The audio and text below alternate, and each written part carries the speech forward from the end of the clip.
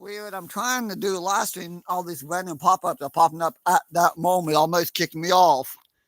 Most random time for a pop-up to pop up. Well, I'm not going to get any trains. Apparently, I've been here for nearly 3 hours and there's been zero trains by. Nothing's been by. The signal's been red both ways. And there's some friends down in Charleston, Hankton way. They told me there's nothing coming east all the way past Charleston. So I don't know what's going on. Figure at least do a live stream. Unless there's a westbound train I don't know about.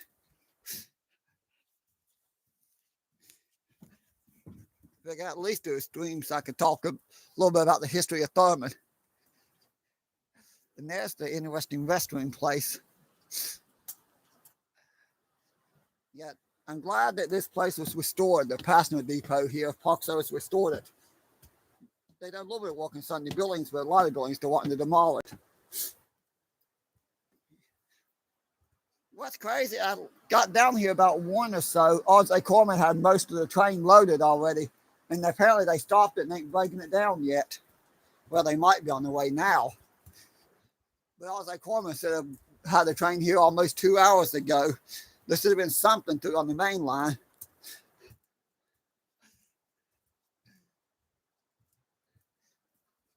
That's the reason I stayed here so long today. Of course, I did not used to listen to my instincts. My instincts was telling me that when anything would be coming, I just had a feeling nothing was coming when the signal stayed red a long time. I should have went across the river and hiked some trails. Well, I did a little bit, but not much.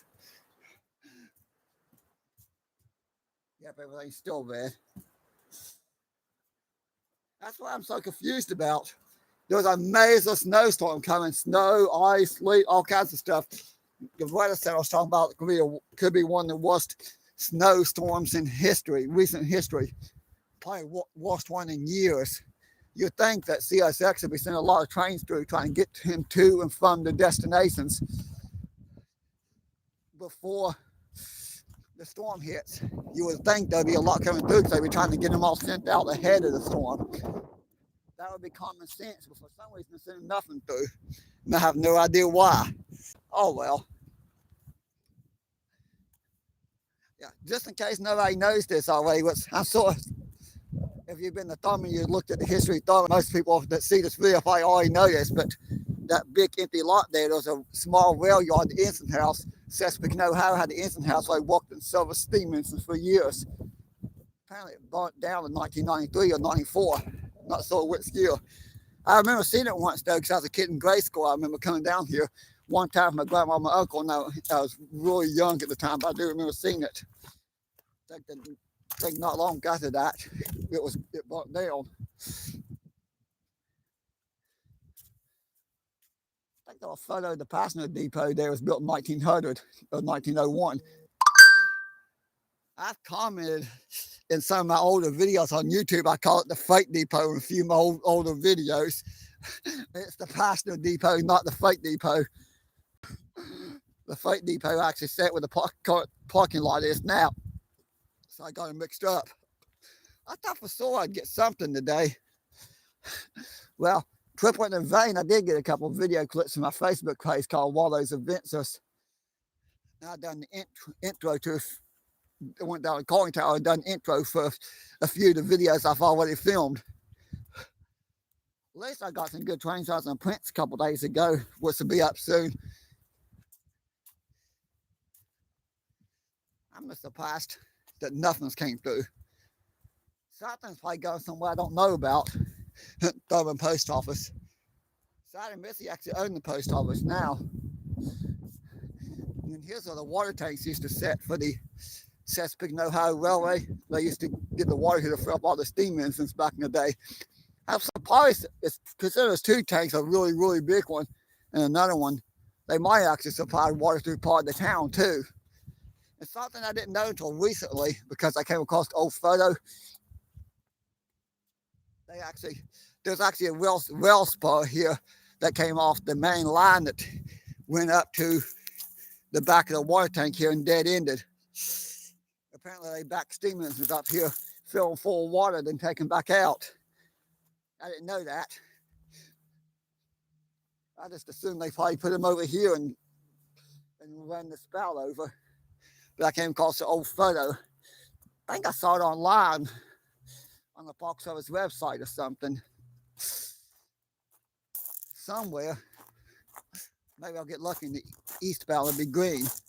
But according to some friends, there's nothing all the way past Charleston, Marmette. There's no trains at all in that whole stretch. Oh well.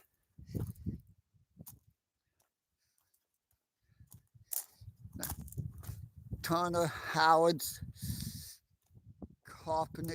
It's hard to read that below that because it's wore out. Apparently that was painted when they done the movie Matewan. That was painted there and it stayed there ever since. For the movie Matewan, which was filmed in the early 1980s. I'm not 100% sure, but I think 1983 is the year it's filmed. Of course, I might be wrong. It might be a little past 83. The Matewan's a good movie, by the way. New River Trust Co. Yeah, everything staying red. That's the one thing I'm wondering what in the world's going on. I'm confused about because the line to be this dead with no trains is kind of unusual. Not on Monday, so if you come down on Monday, it's not unusual for there to be practically no trains. Oh well. Yeah, this area tells a little bit. Built in 1901, the 100-room Dunglin Hotel located across the New River and Drive for 29 years. A ballroom theater, a fine dining room, attractive wealthy travelers. It was known as the favorite social center. And down the line, the hotel was destroyed by fire in the 1930s. Well, in 1930. Park Service always says not in the 1930s, and that says 1930. Life in Thurmond centered around the flow of rail service in the 1920s. Now, if I read all that, it's going to sit there and take a while to read all that. Tells a lot of history. Wait a minute, I missed one thing I meant to point out.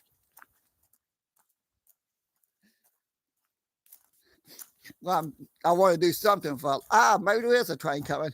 I don't know what took on Zay Corman so long, so maybe I will get something after all.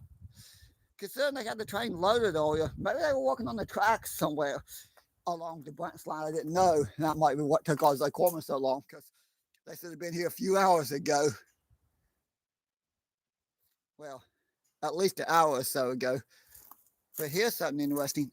1873, Captain Thurmond acquires 73 acres of land along the C-No tracks, company through the gorse. First loads of coal shipped from the C-No main line at Thurmond, original depot and hotel Thurmond built. Thurmond Incorporated, 1903. Major flood washes out the Thurmond Bridge. Okay, it's hard not to laugh at that one, but make a long story short, there was actually a Park Service had a brochure said 1908 major flood washes out Thurmond Bridge. 1912 major flood washes out Thurmond Bridge. Somebody made a mistake in the brochures, and I remember one of the park rangers walked up about that. They fixed it since then, and the brochures actually has it correct now. Because it said washed out the original Thurmond Bridge on both 1908 and 1912. Now it's a Baker Thurmond Fells, 1931. Last steam locomotive operated in the New River Gorge, 1958. Lafayette Hotel, located opposite in the New River Gorge. Wait a minute, Lafayette Hotel formulated the Hotel Thurmond. Sorry, I started that and I accidentally started reading the next one over. That first commercial rafting began on New River in 1968. Engine house burnt. 1993, that's the year it burned. I couldn't remember if it was 93 or 94, but I do remember it being here. Hello, everybody.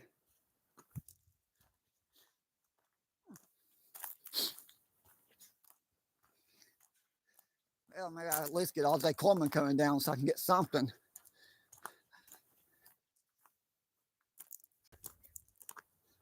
Unless there's something.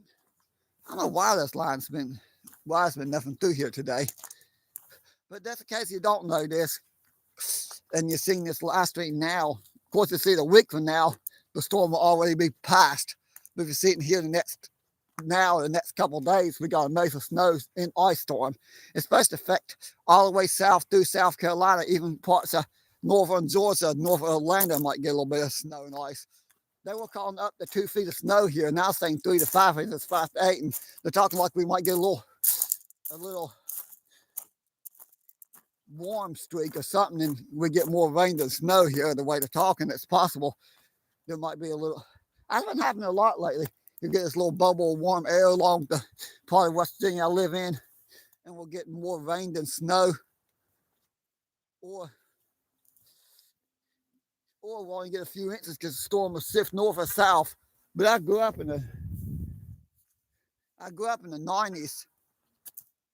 They try to get my attention. I think it's trying to get my attention. I grew up in the 90s when it snowed all the time. And there'd be giant piles of snow in the parking lots of the stores around here. I can remember, because it's small, having feet of snow piled up. Sometimes those piles would be like really tall. They pouring off certain parts of the parking lot and fill it full of snow. Alley. Let's try to do a little live stream. I guess the train's closed. 30 minutes. Thank you. Well, if all they come in 30 minutes, I don't think I'll keep live that long. Unless I do a second live stream when I get here.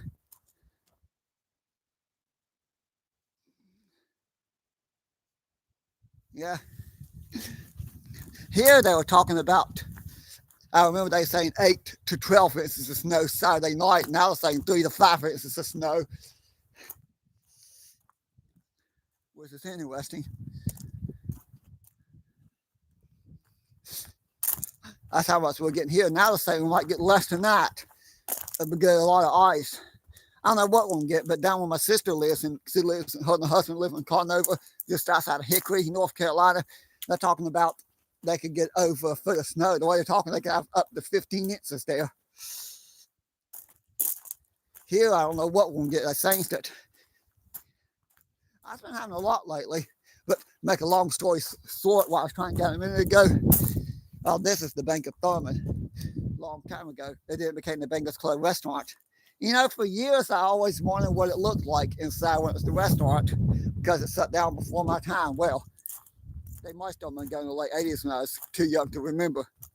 To make a long story short, I came across I've mentioned the movie Make One already. I remember watching that movie many times over the years. In that one scene where Sid Hatfield and Make One's mayor talked to the Baldwin Phillips detectives, and they had that conversation inside the restaurant. It didn't dawn on me that that was most likely inside the Bengals Club restaurant, where they filmed that, where they said the dining room and in the area behind the counter. But oh well, I'm cutting trees down up here.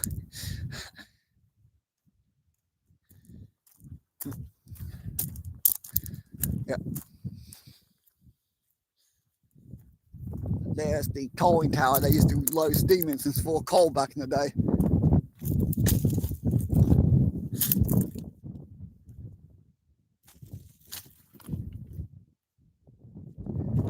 Just something.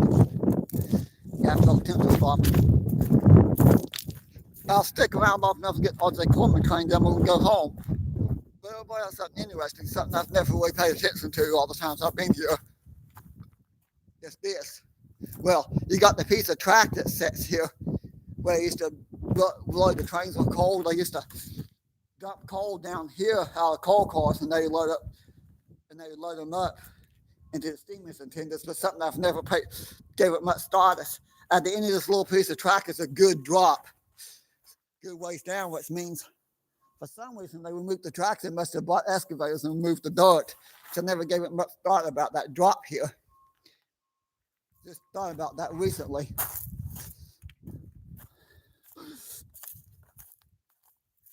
Now think about it, they had to do that because that's a good two foot drop at least. Well, actually more if you go down.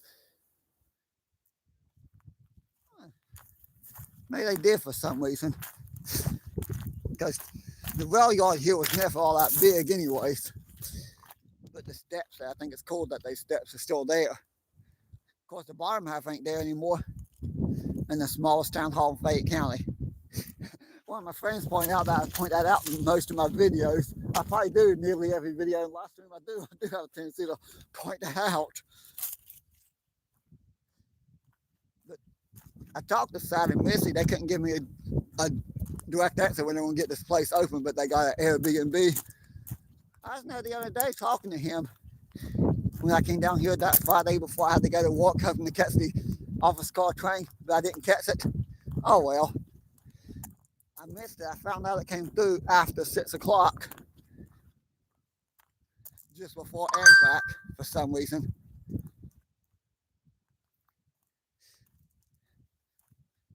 They might actually get that open this year. I don't know. They didn't have an exact date when they're wanting to open it. I just know that it's going to eventually be a nice Airbnb. Hey, great for rail fans. Well, except days like today when you sit here for 3 or 4 hours, not a single train goes by. Of course, we're here for the new Agoras. There's lots to do around here. But those 3 houses there, the Park Service is talking like they're going to demolish all 3 of those. I hope not, but you never know. Maybe they'll change their mind and not demolish them. I just know with all the snow and ice coming, well, I don't know how much we'll get. I just know we're going to get a lot. Make a long story short, I don't know why I keep saying that, but to get to the point, this may be one of my last outdoor trackside live streams for a while. Because we'll get the miserably cold weather and all that snow. That's one of the reasons I ain't been filming down here, live streams down here as much. I come down and get out of the car, film a train that goes by and get back in the car. It's just been so cold, it's been hard to film. Let's see. Yeah, everything's still red here too. I wanted to walk down here and see. Probably going to end up wrapping up the live stream because that train, well, that's a long ways away. But that's the Maitland house. Park Service calls it the Fatty Luxman house, but it's used as the boarding house in the movie Maitland. I would love to see that house restored. One thing that'll never happen again in a million years, let's just say never happen in a million years, is the Park Service selling these places and somebody having the money to restore them. They demolish everything instead of save it for some reason. Well, not everything. They're talking about saving some of the houses down this way on Commercial Row, and the Marilyn Brown house, and this house, and this one. Used to the movie Maitland. If one had the money to restore that, which I don't, I'm not even if they would be willing to sell it, I'm not in a situation financially where I could afford to do that anyways. And there is a train coming. Finally, the signal turned on.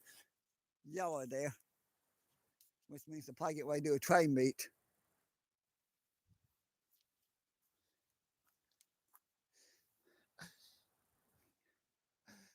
Yeah, if one had the money to restore that, that'd be a great place. You can sit in the second floor porch and watch trains go by. That would actually be nice. Then you got the first floor porch. I think it's got 3 rooms upstairs, 3 bedrooms upstairs and 1 downstairs. It was a really nice house back in the day. When the movie was filmed, there's still family living in it.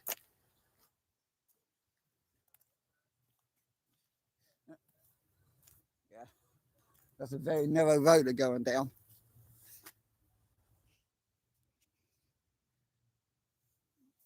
Oh, I did find out there used to be another track here. Oh, by the way, there's a book I got at home, I think, about Fayette County history. It's got some pictures in it. One of the pictures that you see was taken on this track here, which is no longer here. Somebody took it from the window of the train.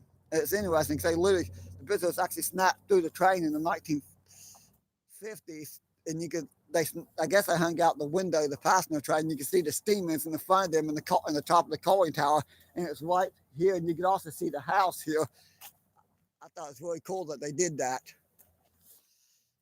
a really good photo too, because it was taken on the track that no longer exists.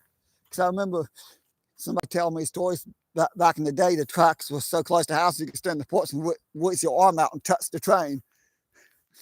Ironically, you could do that for some of the front porches of some of the houses between Thurmond and Prince. Well, between Thurmond and Glenzine, I mean, there's a couple stretches where the houses are so close to the road. There's also an area like that. If you go to Slap Fork, the houses are close to the road there too. You could probably drive by and reach your arm out the window and give somebody a high five. Honestly, that would make a good video, because I actually know a family that lives in one of the houses up here. I think that'd be a fun video if they didn't mind being in the video. Maybe instead they film a car go by and them doing the high five.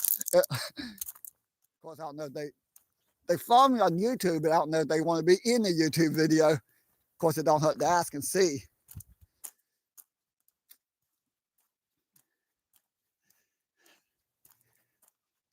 But everybody, while you're out, if you know about the snowstorm coming, buy lots of milk and bread. Yeah. Oh, by the way, the Saskatchewan, Ohio completed this line in 1873 when it was complete and open for the first time. Let's see. Yeah, they got the track. They got the switch line for the #1 main, so something's coming. We'll try to keep going. And if it's closed, then we'll try to keep going until it gets here. I was going to wrap up the live stream, but since there's a chance of catching something, maybe I will. I don't know what's going on. I bet they were walking on the tracks on this line too. Maybe. Because normally on Thursdays, there's quite a bit of trains. And it's like a Monday today. I think the only thing I'm really annoyed about more than anything is the fact that I didn't just go hike those trails, because I told myself I'm going to start, when the weather's nice, one day a week, do some really tough hiking trips. I could have hiked up to Conso and back. That would have been a nice hike. Yes, in the springtime, I am going to get back on the Appalachian Trail. And I'm going to get on the Allegheny Trail too. Because I'm going to comment in videos about 2026, doing more outdoor videos and hiking trail videos. I'm going to try to do more camping trips too. I need to come down here and start doing local camping trips here in the gorge like I used to. It's just, I ain't filmed a lot of that. It's just what comes springtime, so I'll try to do more types of videos like that if I'm able to. I'm try to plan more than 1 or 2 trips a year on the Appalachian Trail. Well, I'll give it a couple minutes. I'll give us up to 30 minutes if I can keep everybody entertained.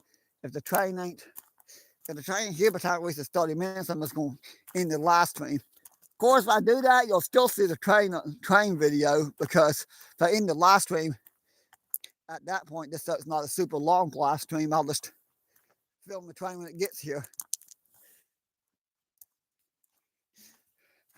But here's the Hotel Thurmond set for many years. It brought down in the 1960s. What's just interesting is there was a building built here there's a building that was actually built here for the movie Mate One, to make it look like it's a hotel was still here, but it's just a facade, kind of like it is on TV shows and movies where they'll build the outside building. It won't be anything inside. Does make it look like there is.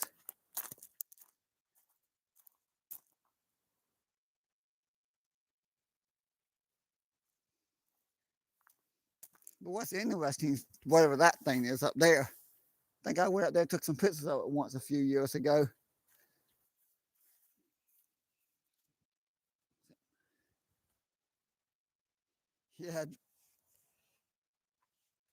Yeah, milk, bread, and Dr. Pepper. Y'all seen my post on Facebook. My Facebook page called Those Adventures. The Dr. Pepper was on sale, so I stocked up like a few days ago, and I thought it'd be a fun little Facebook post to give everybody a good laugh. course, I also bought a loaf of bread because I needed the bread. But here's a thought. When we get major snowstorms, why does everybody rush to the store buy milk and bread? What is it about milk and bread? I don't get it. Of course, I'll never understand to the day I die why everybody panicked and bought every available roll of toilet paper in the country in 2020 when the COVID hit. What was the point of that? That made no sense to me. It's like people literally fighting over toilet paper and paper towels. At the time, I was mad because I literally was completely out and didn't know what was going on. Well, I couldn't find any until I got home and seen the post on Facebook. And then I started seeing videos pop up on Facebook and YouTube, people literally fighting over toilet paper and paper towels.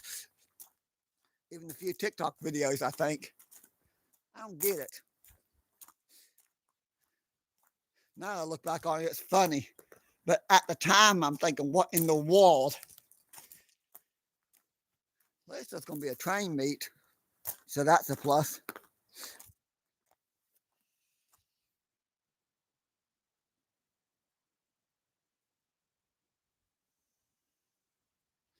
Yeah.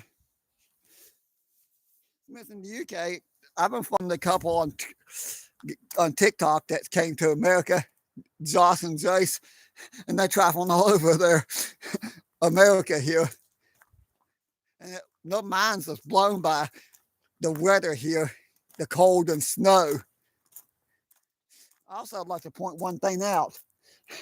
They point out in the videos, people walking around in shorts and t-shirts like it's nothing in the wintertime is kind of a little bit on the crazy side here.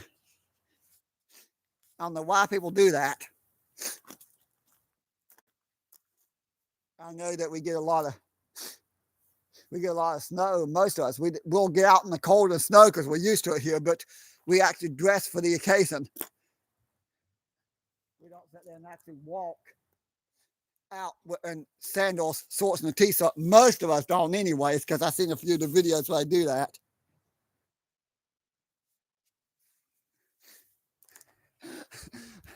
Because I've seen people do that when it's like 15, 20 degrees outside. I'll be bundled up with my heavy coat and gloves and hat, just out walking on the casual walk. And I see somebody in the shorts and the t-shirt out like it's summertime, because I remember the other day it's like miserably cold out and I had to be at the table. So I live up on the hill above the table in my home, West Virginia. It's a nice restaurant, by the way. I walk and walk, and I probably gave this guy the weirdest look, because here he is in shorts and the t-shirt. It's like 20 degrees in the low 20s, and the wind's howling, and the wind cell's probably a lot colder than that. And he's just standing there on the sidewalk like it's a beautiful sunny summer day in July or something, and didn't seem to bother him at all. And I'm thinking, how in the world can you be standing here in this? And I'm trying to get to the restaurant. Oh, that reminds me, what I'm thinking about, the table in Mount Hope, West Virginia, those it's local to the area. It's only open on Fridays and Saturdays now, every Friday and Saturday from 11 a.m. to 8 p.m. Maybe not this Saturday, because we get all that snow and ice to call for. It may not open, but if we don't get it, we will be open. I can't say because I don't know for sure. I want to say it will, I want to say it won't.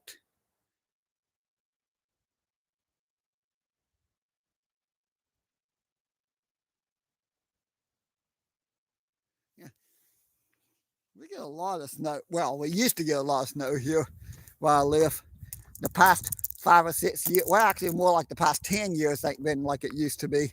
2015, 2016, we got a lot of snow. Last year, we got a decent amount. Okay, that might actually be the train. Yep, that's the train. So I'll get it on video. Uh, these live streams, when you're waiting on the trains here, I know how it is to sit down and watch the train live stream and wait and wait and wait. Because I'll do that. Sometimes I'll be at home on my computer or my smart TV, and I'll be watching the Desert, Ohio, or the, okay, I think there's another town, Ohio, I can't think of. There's the Desert, Ohio, and there's the, yeah, when I'm not trying to think of it, I'll remember it, because there's another city in Ohio that gets a lot of train traffic too. Sometimes you watch for hours before a train goes by in the live stream. See what type of train this is.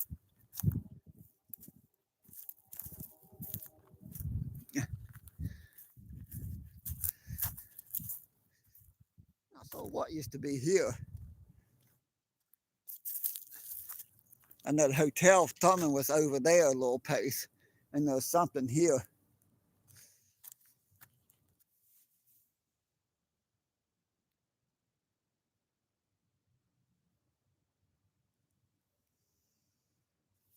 Yeah, it'll be dark here soon. I think it's 4:25 p.m. here, so that's a big time difference. It's like, although over in California, it's probably early in the day.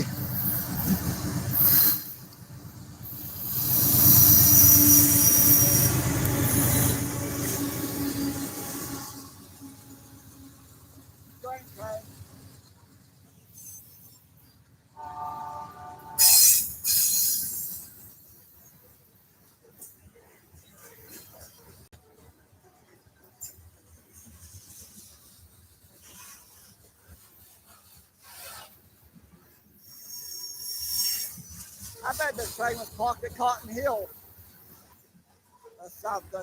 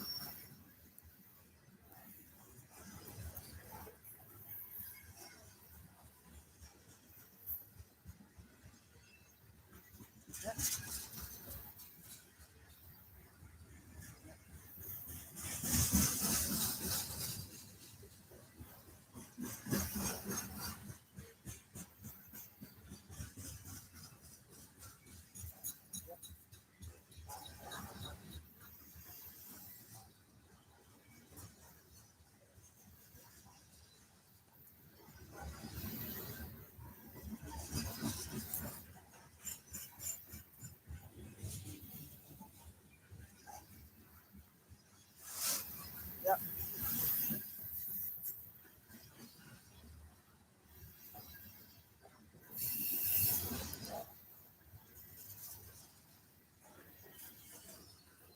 Make I'll move this around too fast.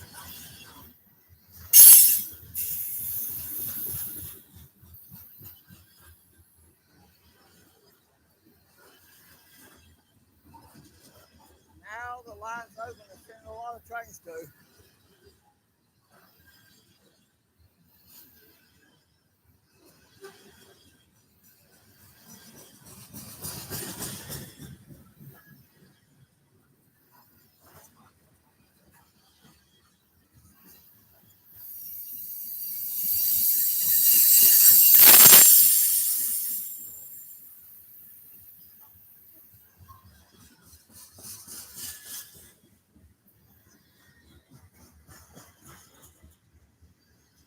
That's definitely a long train.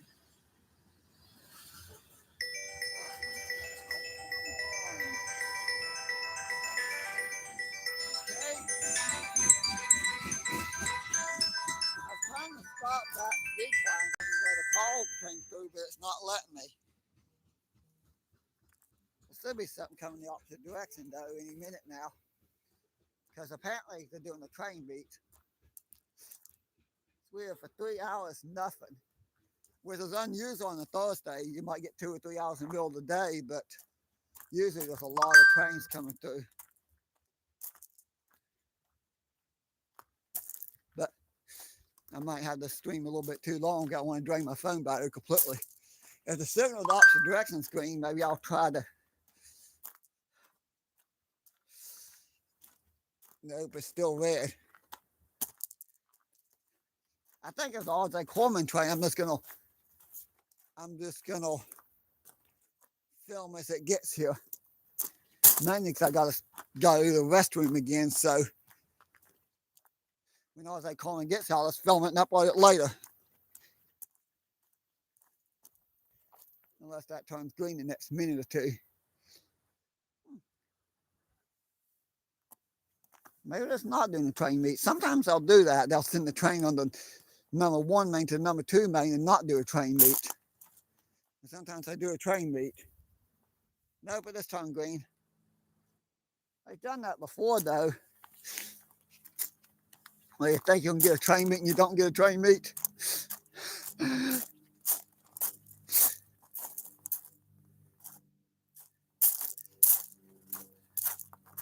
Yeah, the other train's close. Yeah.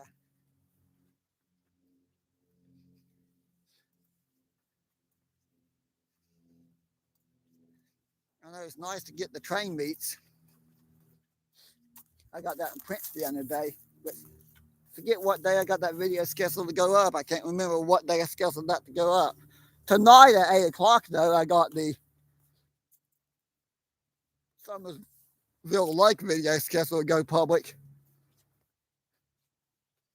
For Summersville Lake, which is a nice video because the lake was empty. Well, for the most part. Because in the wintertime, they drain the lake every fall and fill it back up every spring. But it looked like they were filling it back up when I was down there. I hiked that trail at Summersville Lake State Park. Then I got down to the lake. I want to go on that trail again come springtime when it's actually warm and the lake is filled, the capacity. It'll be fun to do that trail again. Yeah. Well, the Passenger Depot.